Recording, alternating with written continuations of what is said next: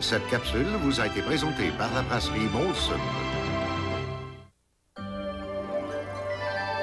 Ici, le réseau TVA. Le sommet de Rio est lancé pour un développement harmonieux avec la nature. Le référendum au Québec probablement sur autre chose que la souveraineté. On modifie la carte électorale du Québec. Montréal perd 3 comtés. Et l'Ontario en avance sur le Québec. On pourra magasiner le dimanche.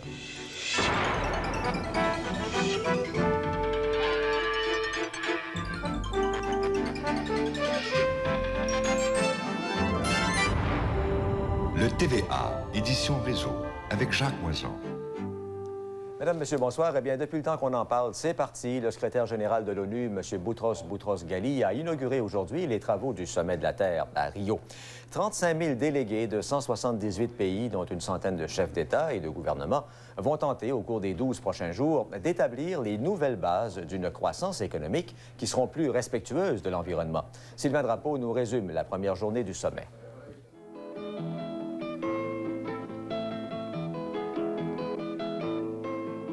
Le plus grand rassemblement international de l'histoire s'est ouvert ce matin à Rio de Janeiro. L'ouverture du sommet a été retardée en raison des contrôles de sécurité très stricts mis en place. Le secrétaire général des Nations unies, Boutros-Ghali, a aussitôt demandé aux délégués des 4 coins de la planète d'observer 2 minutes de silence pour la Terre. L'homme est hors de contrôle, dit-il. Le style de vie des pays riches est irrationnel et celui des pays pauvres dégrade les ressources de façon tragique. Cette conférence est historique, manifestant un changement radical du regard que l'homme porte sur lui-même. La Terre est malade du sous-développement, mais paradoxalement, elle est aussi malade du développement excessif, a déclaré le secrétaire général de l'ONU. La réussite du sommet repose sur une aide accrue aux pays pauvres. Cette aide et les transferts de technologies qui l'accompagnent constituent pour plusieurs la solution au carnage des forêts tropicales, à la préservation des espèces et au développement durable. Questionné sur les chances de réussite du sommet, l'environnementaliste Jacques Cousteau a préféré attendre de connaître la teneur des accords qui seront signés. Une convention sur les émissions des gaz à effet de serre doit être signée même si les États-Unis en ont dilué le contenu. Ce même pays a réitéré son intention de ne pas signer la Convention sur la protection des espèces. La nuit dernière et jusqu'à l'aube, des milliers de personnes ont dansé et allumé des chandelles sur les plages de Rio, espérant que ce sommet marquera le début d'une nouvelle ère. Un reportage de Sylvain Drapeau. Le ministre Joe Clark est d'accord avec Robert Bourassa. L'entente sur les droits des Autochtones ne conduira pas automatiquement à une réouverture de la Convention de la baie James. Dans un discours attendu à la Chambre des communes sur le dossier constitutionnel, le ministre Clark a même déclaré que des provinces pourront toujours se soustraire à l'entente sur les droits des Autochtones conclue à Toronto. Explication de Normand Réaume. The glass is much more than half full. Le discours de Joe Clark sur le dossier constitutionnel aux communes devait être important. Au mieux, on peut dire qu'il a été décevant, au pire qu'il était une nomenclature des progrès que le ministre conservateur imagine avoir fait. Des progrès bien fragiles pour les Autochtones notamment, qui se sont fait dire que l'entente historique dont ils se targuaient samedi à Toronto ne s'appliquera pas dans les provinces récalcitrantes. Joe Clark a voulu également rassurer Robert Bourassa. Monsieur Bourassa a parfaitement raison. Aucun moyen d'ouvrir la convention de Bay James sans le consentement du Québec. Il devient tellement évident que le reste du Canada est incapable de formuler une proposition globale que les partis d'opposition exigent un référendum ou le retour du Québec à la table de négociation pour briser l'impasse. En dernier recours, si vous n'êtes pas capable d'obtenir votre unanimité, faites confiance à la population du Canada dans un référendum national, vous allez gagner. Monsieur Bourassa, c'est le temps d'agir. C'est le temps d'agir. C'est le temps de revenir à la table de négociation pour la population québécoise et québécoise. Le temps d'agir est maintenant. In conclusion, Madam Speaker. En d'autres mots, plutôt que de reconnaître sa propre impuissance, le reste du Canada pointe du doigt l'absence du Québec pour expliquer le cul-de-sac constitutionnel. Et si la solution au problème reste introuvable, l'identité du bouc émissaire, elle, vient tout naturellement.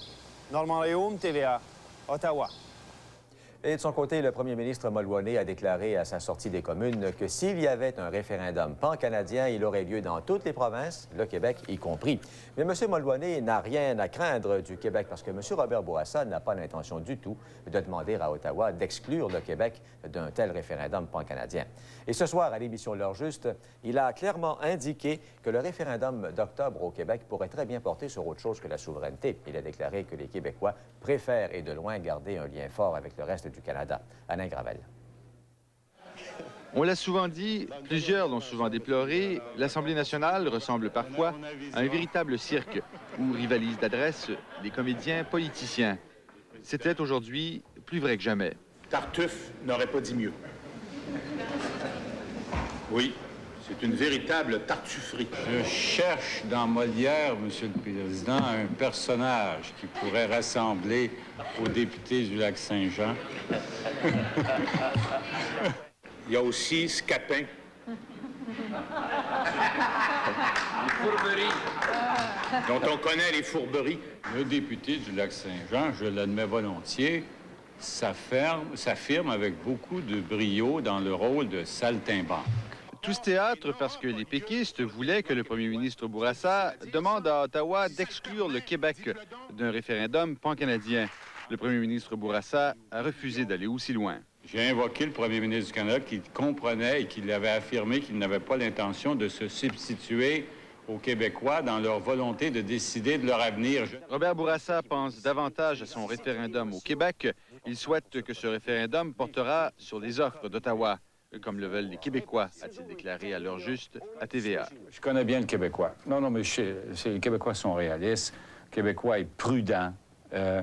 La carte de la souveraineté, là, il est mieux la garder dans sa manche. La seule carte que garde Robert Bourassa dans sa manche, c'est celle de la souveraineté partagée. Un concept à la mesure de sa prudence légendaire. Une formule qui, dit-il, elle permettra au Québec, quels que soient les événements, de continuer d'envoyer des députés à Ottawa. Ici Alain Gravel, TVA, à Québec. 3 nouveaux comtés, des comtés réaménagés, feront leur apparition aux prochaines élections générales au Québec. Le gouvernement a décidé de réaménager la carte électorale pour tenir compte des nouvelles réalités démographiques. Les limites de 62 circonscriptions seront déplacées et 6 comtés de l'île de Montréal seront fusionnés pour n'en former que 3. Écoutons Gisèle Galichon. Globalement, c'est un très bon travail, très bon travail, qui est inspiré par les audiences tenues un peu partout. C'est nous qui avons voté cette loi en 1978 et à première vue, ces principes, en ce qui me concerne en tout cas, sont respectés. La Commission de la représentation électorale a parcouru le Québec et entendu toutes les suggestions. Résultat, on garde le total de 125 députés, 62 circonscriptions voient leur délimitation et nombre d'électeurs changer, 16 ont de nouvelles limites et gardent le même nombre d'électeurs, 47 ne changent pas. Dans tout cela, il y a une exception à cause du vaste territoire et de la faible population, Ungava. La région de Montréal est la plus touchée. 6 circonscriptions se fusionnent pour en former 3 et cela touche notamment les ministres Violette Trépanier, Normand Chéry et Christos Sirotte. C'est donc Laurier-Dorion, Westmount-Saint-Louis et Saint-Henri-Sainte-Anne. Dans la région de Québec, ceux qui sont objets des plus importants réaménagements territoriaux sont Vanier, La Pelletrie et Chauveau. Si le poids politique de l'île de Montréal se trouve diminué parce qu'elle perd 3 sièges à l'Assemblée, il y a une raison majeure, la migration constante de la population du centre-ville vers la périphérie. 3 nouvelles circonscriptions apparaissent en banlieue, Bordua en Montérégie, ainsi que Grignon et Blainville dans les Laurentides-Lanaudière. Mais une carte, c'est d'abord fait pour des électeurs. C'est pas l'inverse.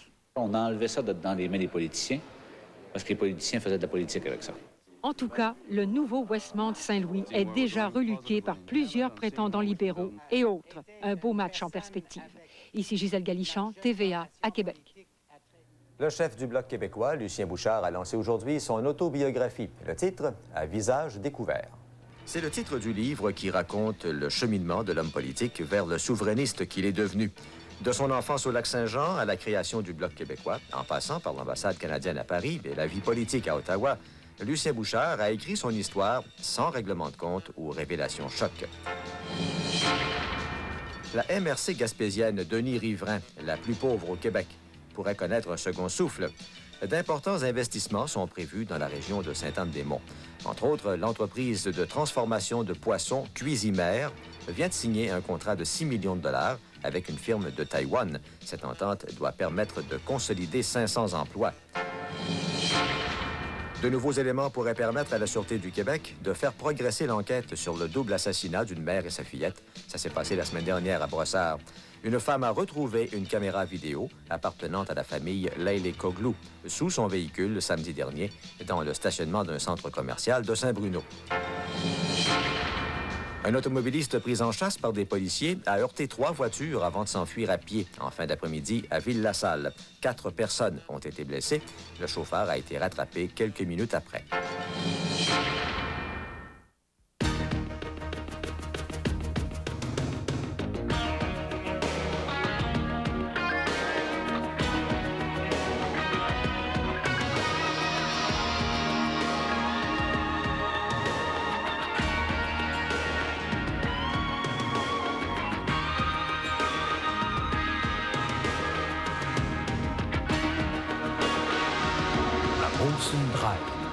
Le goût en tête. La nouvelle collection Expression de Jenner s'harmonise à tous les styles de cuisine. Découvrez l'efficacité et la rapidité du concept Jenner ainsi que son nouveau système de ventilation à intensité variable. Toujours à l'avant-garde, Jenner est devenu l'expression d'un mode de vie. Exigez les produits Jenner. Pour connaître votre détaillant autorisé, composez le 364-1844. Hey Louis, as-tu vu l'arbuste que j'ai eu à l'essai d'un véhicule chez mon concessionnaire Pontiac Buick? Ben oui, j'en arrive. Ah ouais? Lequel t'as essayé? Oh, moi, avec la petite famille, c'est la Transport, avec ses panneaux en polymère, ses freins anti-locage. Toi, y en a-tu une qui te tente? Oui, moi, c'est la Sunbird. Belle, performante, puis sécuritaire à part ça. Faites l'essai d'un véhicule de votre choix et obtenez un arbuste gratuit. Détail chez votre concessionnaire Pontiac Buick GMC participant. Puis ça pousse vite.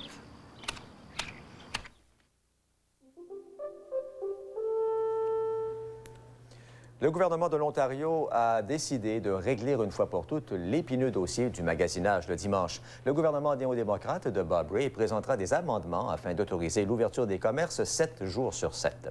Il s'agit d'une volte-face pour les néo-démocrates qui ont toujours défendu le maintien d'un jour de repos, comme le rapporte Sylvain Rassette. À compter de dimanche, tous les commerces en Ontario pourront ouvrir leurs portes. Après des mois et des mois d'indécision, le cabinet Rae a finalement tranché. Le Conseil des ministres a pris la décision de recommander à l'Assemblée que nous fassions adopter une loi qui permettrait aux magasins au détail d'ouvrir leurs portes les dimanches. Le NPD reste cependant profondément divisé sur cette question. Bob Rae lui-même n'est pas encore convaincu que l'ouverture des commerces le dimanche créera des emplois et empêchera les Ontariens d'aller magasiner aux États-Unis. Mais le gouvernement, dit-il, se doit d'être réaliste. Je suis maintenant convaincu que la loi actuelle serait inadéquate à long terme et qu'en la rendant encore plus restrictive, nous irions à l'encontre de l'opinion publique. Mr. Speaker, it's about time. L'annonce a été applaudie par l'opposition qui demande depuis longtemps au gouvernement de faire preuve de leadership dans ce dossier.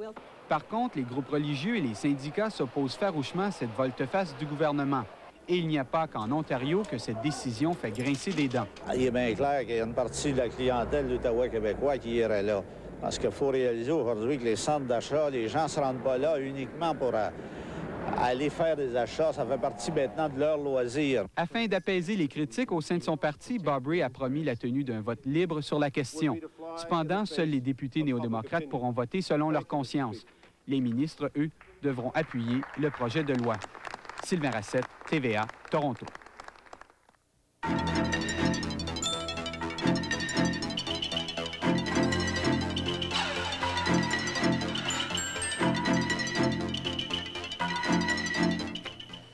Et une nouvelle qui a de quoi nous redonner le sourire. Le gouverneur de la Banque du Canada, John Crow, est d'avis que l'économie a pris un virage et qu'on est sorti de la récession. Selon M. Crow, la Banque du Canada procède actuellement à un changement de politique qui ne sera plus axé uniquement sur la lutte à l'inflation. Il a dit que le temps était maintenant venu de se pencher sur la structure de l'économie. Les Européens n'ont pas tardé à réagir au rejet du traité de Maastricht par la population du Danemark. Le président français, François Mitterrand, a décidé lui aussi de soumettre l'entente à un référendum. Mais les capitales de la communauté européenne ont toutes choisi d'aller de l'avant avec la construction de la nouvelle Union. Richard Latendresse précise. Le rejet du traité de Maastricht par les Danois a littéralement stupéfié les partenaires de Copenhague au sein de la communauté européenne. Mais en fait, les dirigeants danois eux-mêmes, qui favorisaient l'entente, ont été pris de court par un résultat que n'avaient nullement annoncé les instituts de sondage. Craignant d'être isolés au sein de l'Europe, Copenhague s'est raccroché à l'espoir d'une renégociation du traité.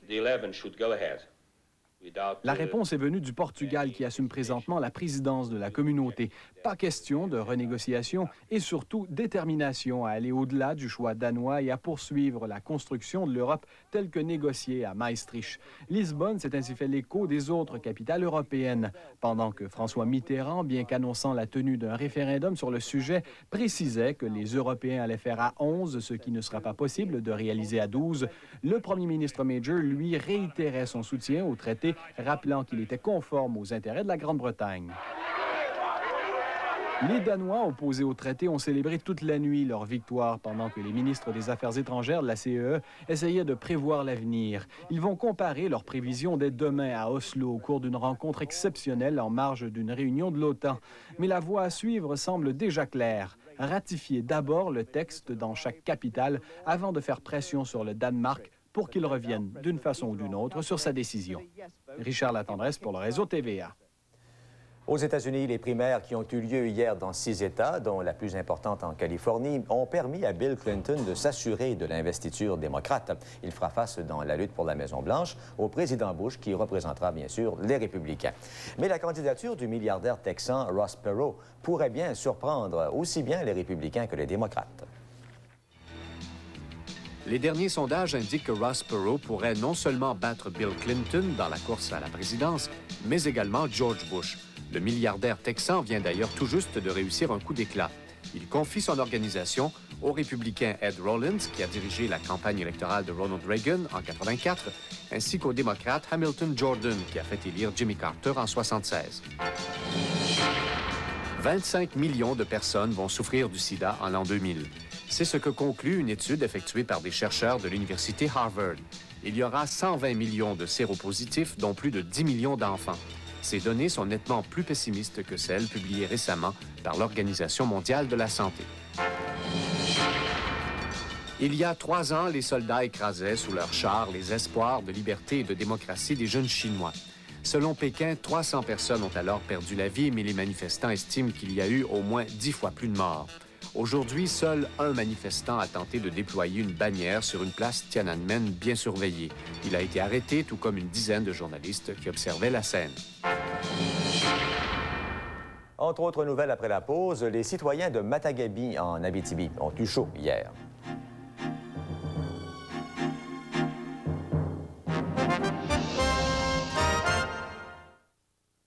Et puis, c'est à votre goût. Sico fabrique une peinture qui couvre bien. Coup sur coup. Sico prévoit le pire pour vous offrir le meilleur. Hallucinant.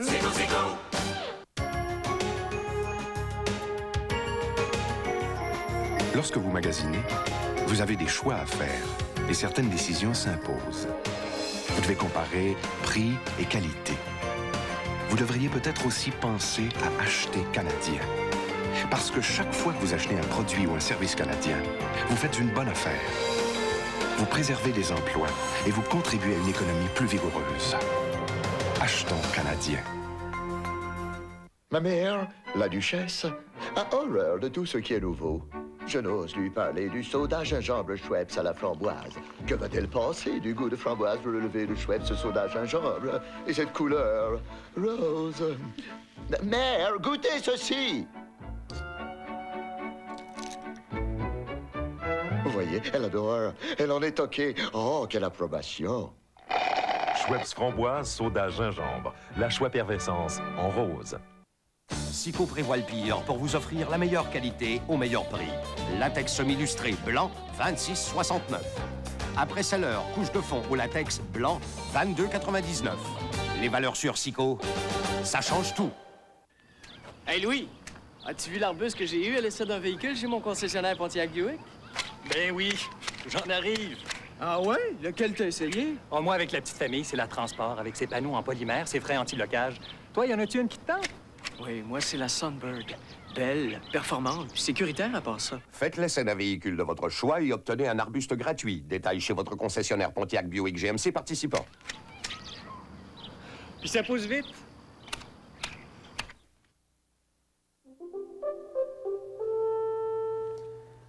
Un important feu de forêt a forcé la population de Matagami à évacuer cette ville au nord de l'Abitibi, du nord de l'Abitibi, je devrais dire, pendant quelques heures hier soir.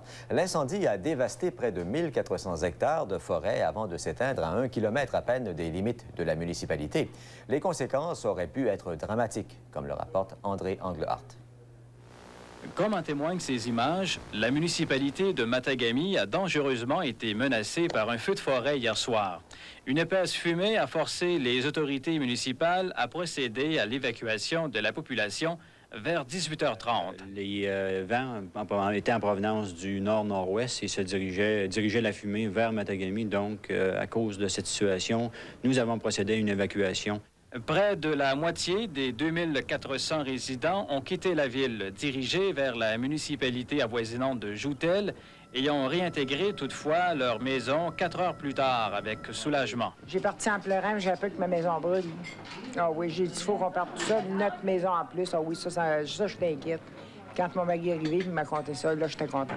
L'incendie a pris naissance vers 14 heures et a été poussé par les vents sur une distance de 10 km, mettant également en péril certaines installations minières. Mais malgré tous les efforts déployés, c'est la pluie qui a sauvé la situation. Un endroit où ça a sauté le bord de la rivière, puis on avait à bout de le contenir avec les avions citernes. Puis si ça n'aurait pas été de la pluie aussi qui nous a beaucoup aidés, on aurait certainement des problèmes, ça aurait été fait d'ampleur encore plus énorme. Aujourd'hui, tout est revenu à la normale. Le danger est pour l'instant écarté, alors que l'on se remet de ses émotions. On est toujours inquiet pareil, parce qu'on ne sait jamais un feu de forêt, le comportement. C'est la première fois que j'en voyais un si proche aussi. Ça fait comme, mais par contre, on avait des spécialistes dans les alentours pour nous donner les renseignements. Finalement, la population de Matagami s'en tire avec plus de peur que de mal, alors que la situation revient à la normale. Une odeur de fumée et un décor calciné nous rappellent cependant que la situation aurait pu être plus dramatique. André Englehart pour le réseau TVA à Matagami. Des employés du Service national des parcs américains ont récupéré les corps des 4 alpinistes québécois qui ont succombé dimanche à une chute de plus de 900 mètres sur le mont McKinley, en Alaska. Des étudiants de Chicoutimi les avaient croisés d'ailleurs sur la montagne. Et ces étudiants sont rentrés au Québec ce soir après avoir réussi l'ascension du mont McKinley. Richard Olivier les a rencontrés à Dorval. On ne prend pas d'assaut la plus haute montagne de l'Amérique du Nord sans préparation. 5 étudiants de l'Université du Québec à Chicoutimi, accompagnés de leurs professeurs, ont mis plus d'1 an pour y arriver. Le McKinley, c'est pas une farce. C'est une grosse montagne. C'est une vraie haute montagne qui est au nord, qui est très froide. Ils ont fait preuve de prudence, joui de bonnes conditions climatiques et réussi. Mais la chance a joué contre l'autre groupe d'alpinistes québécois qu'ils ont croisés sur la montagne. Quand nous, on a sorti, on leur a serré la main, puis on leur a dit bonne chance pour le sommet, puis on se revoit plus tard. Maintenant, on sait qu'on ne se reverra pas. On suppose qu'un épais brouillard et des vents violents ont forcé les 4 alpinistes à prendre une route plus difficile. Un choix fatal. Des gardiens du parc ont vu à la jumelle la chute mortelle des 4 Québécois. Jules Rioux, qui a aidé à la préparation de l'expédition et qui a grimpé les plus hauts sommets, exclut que le manque d'expérience les ait conduits à la mort. Ils savaient que la nature était beaucoup plus forte qu'eux autres. Puis, il était conscient que le sommet, c'était pas le sommet à tout prix, que c'était la cerise sur Sunday. Aujourd'hui, parents et amis pleurent la perte d'êtres chers. Le père d'Alain Potvin voit disparaître aussi un ami précieux. Un gars bien tranquille, il avait une bonne job, biologiste, il a une maison, il a une femme, elle attend un bébé au mois de juillet. Malgré la peur, malgré les craintes de l'entourage, malgré la mort qui rôde au sommet des pics, il y a le dépassement de soi qui reste le plus fort.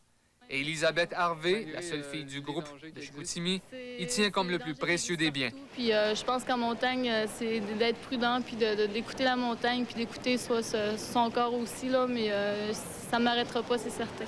Richard Olivier, TVA, Montréal. C'était la première ce soir du nouveau film de Jean-Claude Lauzon, Léolo. Le public avait envahi le théâtre Maisonneuve de la Place des Arts à Montréal pour applaudir le réalisateur et bien sûr les vedettes du film, dont Pierre Bourgault et Ginette Renault.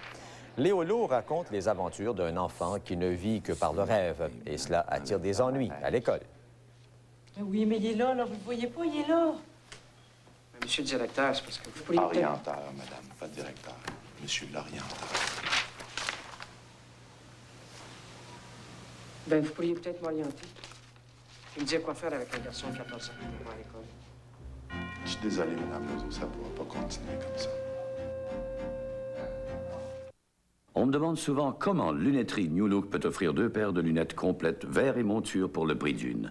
C'est très simple, en évitant tous les intermédiaires. La plus importante enseigne québécoise de l'optique importe et distribue elle-même tous ses produits et possède ses propres laboratoires et centres de traitement de lentilles.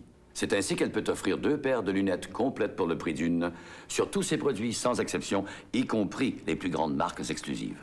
Chez Lunetterie New Look, le 2 pour 1, c'est clair, net et sans ambiguïté. Dans les 7 mâts de cour à Barry, il y a des bruits qui courent.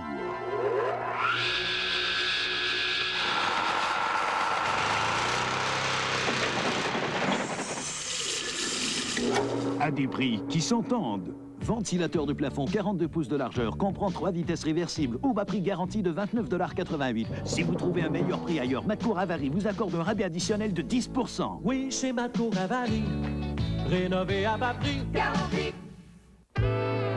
Dans la vie d'une actrice, il y a beaucoup de choses fausses. De faux diamants, de fausses coquetteries, de faux cheveux. Mais pour mes vrais cheveux, ma vraie peau puis mon vrai rhume, j'ai pas envie de jouer faux. Pour toutes les petites choses de la vraie vie, j'ai besoin de trouver les produits qui me conviennent.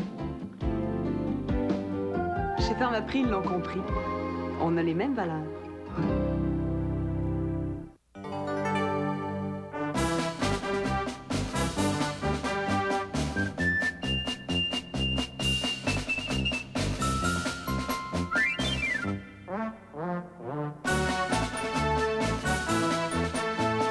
Le Québec est bouche bée grâce aux honorables concessionnaires Honda. Avec l'offre air climatisé sans frais à l'achat d'une Civic EX 4 portes, inutile d'utiliser un boyau d'arrosage pour rafraîchir l'auto. Honda.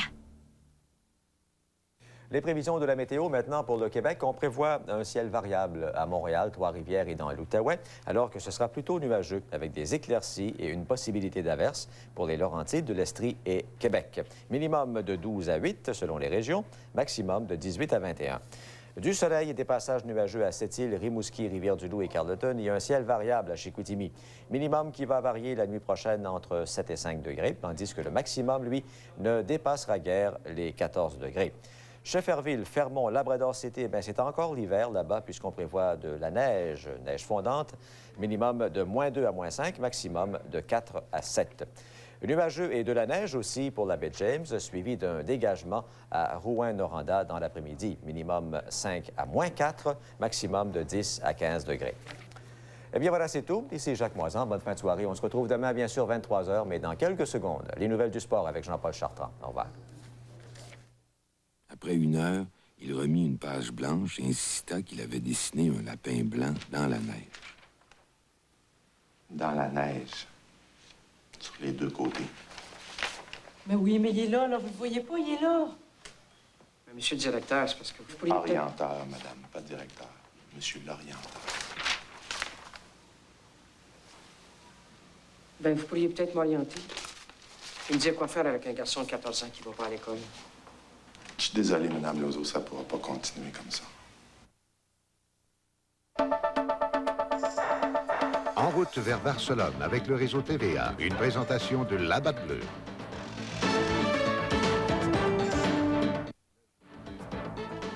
Dans le froid et le vent, sous la pluie, tout cycliste de haute compétition, comme Yvan Waddell, doit pédaler et pédaler encore, même si la douleur aux jambes est forte et si les cuisses semblent en feu. Peut-être est-ce là l'explication de la passion pour ce sport.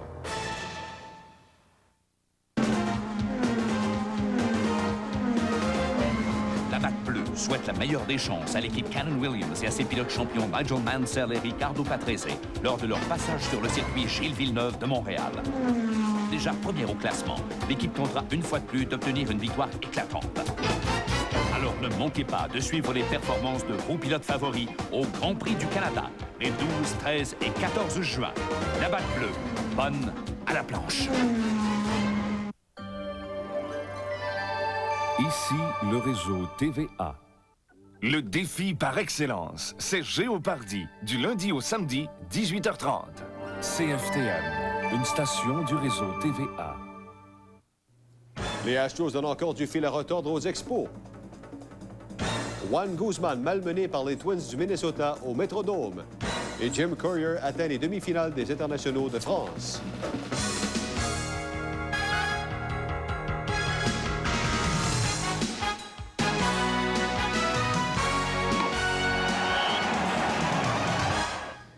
Bonsoir, mesdames et messieurs. Les Expos complétaient ce soir une série de 6 matchs sur la route en disputant une troisième partie en autant de jours aux Astros à Houston. Le partant des Astros, Pete Arnish, souhaitait mettre fin à une série personnelle de 5 matchs sans victoire, tandis que son vis-à-vis Ken Hill visait un 4e gain en autant de décisions à l'étranger cette saison. Et